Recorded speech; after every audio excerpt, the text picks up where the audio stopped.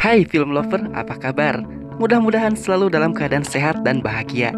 Dan kali ini saya akan bawa kalian semua nostalgia. Babababau. Rabbit Invasion Mission to Mars 2022. Oke, yang tertarik mari kita simak ceritanya. Di sebuah pulau yang dimana pulau ini dihuni oleh sekawanan kelinci. Dan ini menandakan cerita dimulai. Para kelinci ini bertingkah sangat bodoh. Di pulau itu juga ada sebuah rumah yang ditinggali oleh kelinci yang sudah berevolusi menjadi cerdas. Kelinci ini kita sebut saja sebagai Scribblish. Ya, gak tahu sih nama aslinya. Scribblish ini sedang membuat teleskop untuk mengamati planet Mars. Ketika di zoom lebih dekat, Scribblish melihat ada yang bergerak di permukaan planet.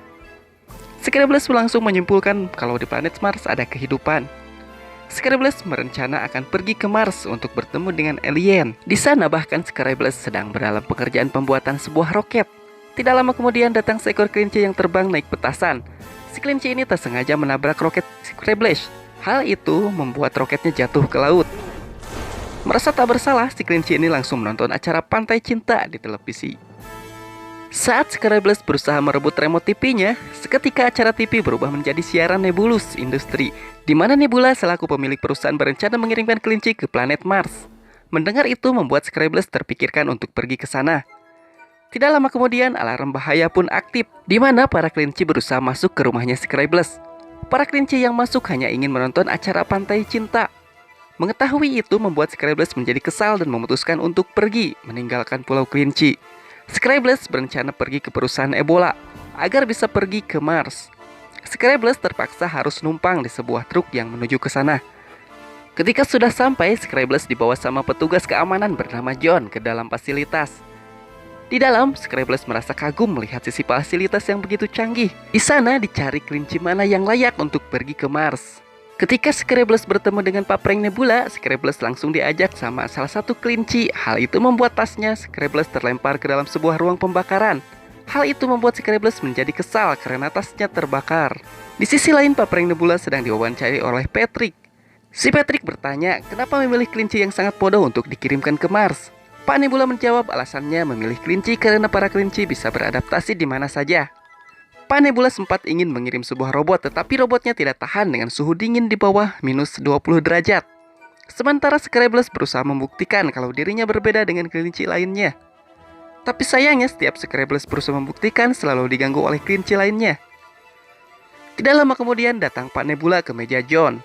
Di sana Pak Nebula menunjukkan sebuah hologram untuk penghuni Mars. Setelah itu Pak Nebula menunjukkan alat reforming ke Patrick, di mana alat ini berfungsi untuk memanaskan permukaan Mars yang nantinya akan digunakan untuk membangun peradaban manusia di sana. Di malam hari, Scribblish yang duduk di dekat jendela berandai-andai bisa naik pesawat angkasa.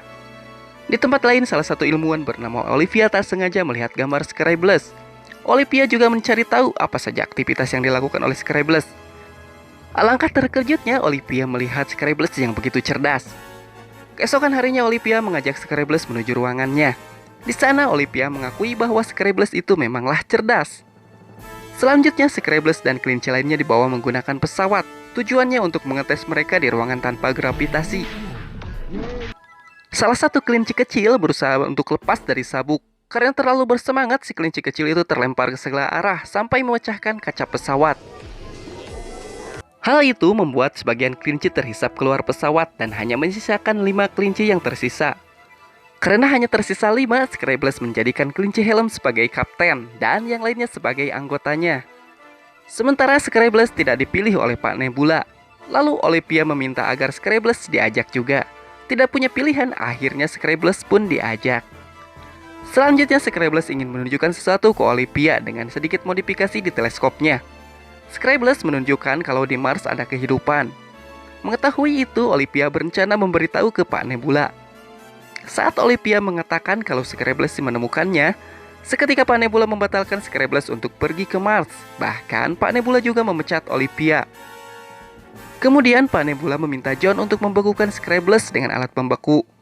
Tidak punya pilihan, John kepaksa mematuhi perintah Pak Nebula. Saat akan dibekukan, John mengulur waktu agar robot yang mengawasi mereka mati membeku.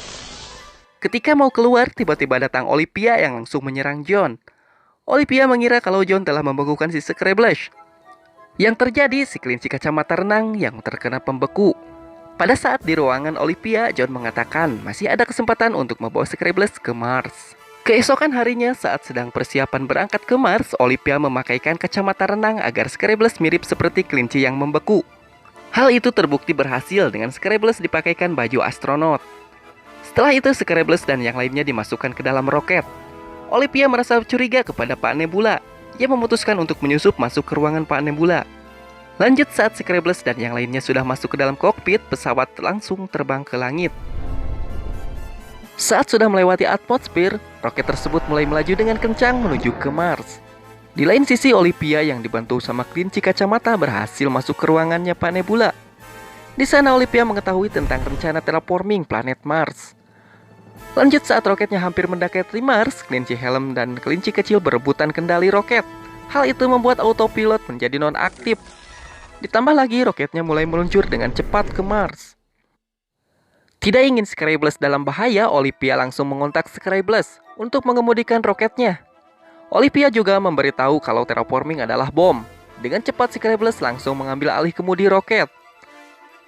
Hal itu berhasil membuat pesawat mendarat dengan baik, tidak mulus.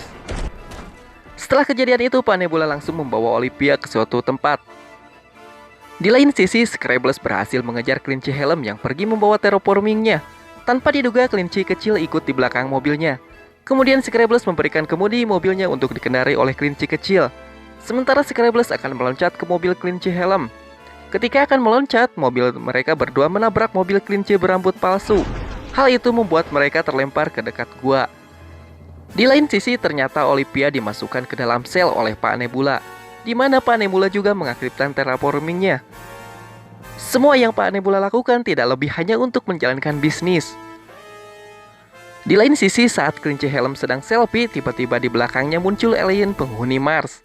Untuk pertama kalinya, Scribbles bisa bertemu dengan mereka. Tiba-tiba, salah satu terraformingnya berbunyi.